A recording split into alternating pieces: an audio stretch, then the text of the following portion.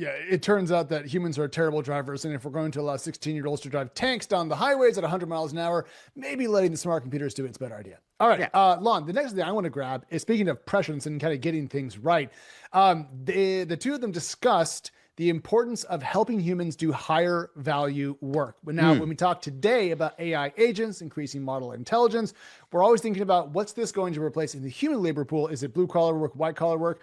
But often we're seeing AI today turn up in very high economic value areas. Coding, legal work, that sort of thing. And so when Alexandr Wang discusses where he sees the AI market going, it's really interesting. Take a listen. They're like helping people focus on higher and higher value work is real. I mean, that's sort of like the core of human progress in some sense, but it's that very much so is I strongly believe will be the actual story of AI and machine learning, and it'll have to happen more and more and more for us to be comfortable with it. But a great example is like truck driving. So there's all these automated truck driving companies. Right? Yeah, lots. We work with a lot of them, Embark, Ike, etc. And there's sort of the naive view is that, hey, they're going to automate truck drivers, and like if you look at the map of the states, like truck driving is a top profession in a lot of states, and so it seems really bad. But actually, if you kind of like think at the system as a whole, there's a national shortage of truck drivers in the United States. And the median age is like 50 or something crazy. Yeah, exactly. So there's sort of this like millennials and Gen Zs are not becoming truck drivers. So there's this kind of like instability in the market because of all of this stuff, right? Yeah. And the automated truck driving systems, actually what they would do is automate the long haul middles of these truck driving trips, boring parts, which are the boring parts, arduous, that displace people from wherever their homes are, etc. Yep. And allow the current truck drivers to focus on these like higher value trips that are sort of like warehouse to a meeting point or whatnot. Drayage to the drayage to the factory, or even the last mile. I mean, who knows? Like maybe these trucks will change their form factor and be half the size, be automated, and when the truck gets off the road, the same truck, instead of using 18-wheelers, we might just use smaller mid-sized trucks that'll be electric and solar powered. So you have more of them. When they get off, they become the delivery truck. Yeah. And they just automatically start delivering. Yeah. It could be a much better model. Yeah.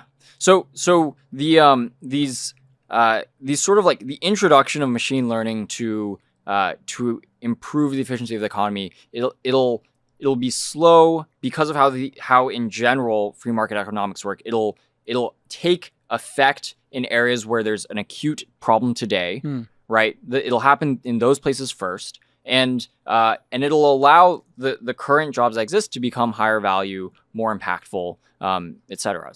Yeah, I feel like his truck driving example here is really good, and it's a very smart illustration of the larger point that I think makes it easy to sort of visualize. Because what he's arguing is, they're not going to fire all the truck drivers overnight. No. It's not like AI's here, AI could drive the trucks. We don't need you anymore. It's like there are different kinds of truck driving. There's the kind of truck driving where you're in a straight line down the highway for like 3 days in a row. And then there's the more intricate, you're going through a neighborhood, you're going around some sharp turns, you're the last mile of where the truck needs to go to actually make the delivery or what have you. And so he's saying, well, AI would take part of that, the like long haul boring part that's sort of uneventful. You don't really need a human for it. And that's the part that makes a human drive 3 days away from their house and then be away from their family for the whole week to get that haul done. And so he's like, well, you could have the AI do that part, and then local truck drivers take care of the more intricate parts where it helps to have a human,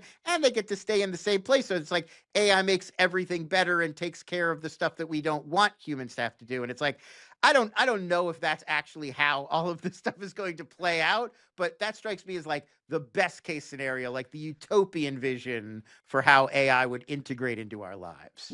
Probably the best part of being a founder is watching a project that started as just an idea blossom into a full-fledged startup. The worst part? It's bookkeeping. It's boring. It's detail-oriented. And it takes time away from building your product and, hey, growing your team. It's time for you to let Pilot take care of all this bookkeeping so you can get back to running your company. Pilot's the largest accounting firm, and it was built just for startups. They understand the technology industry and the landscape. They know the stakes, and they're already trusted by amazing companies we love, like OpenAI, Scale, Airtable, and beyond. And you know what? Pilot is about so much more than just getting your taxes done on time. Pilot has a smart dashboard that puts all the essential metrics your startup is tracking at your fingertip. And they have helpful advisors who can walk you through crucial financial decisions you're going to need to make in the coming years. Plus, when it's time to raise your next round, Pilot COO and CFO services are there to help. So it's time to focus on your company and let Pilot handle the books. And TWiST listeners get $1,200 off their first year. Just go to pilot.com/twist to get started.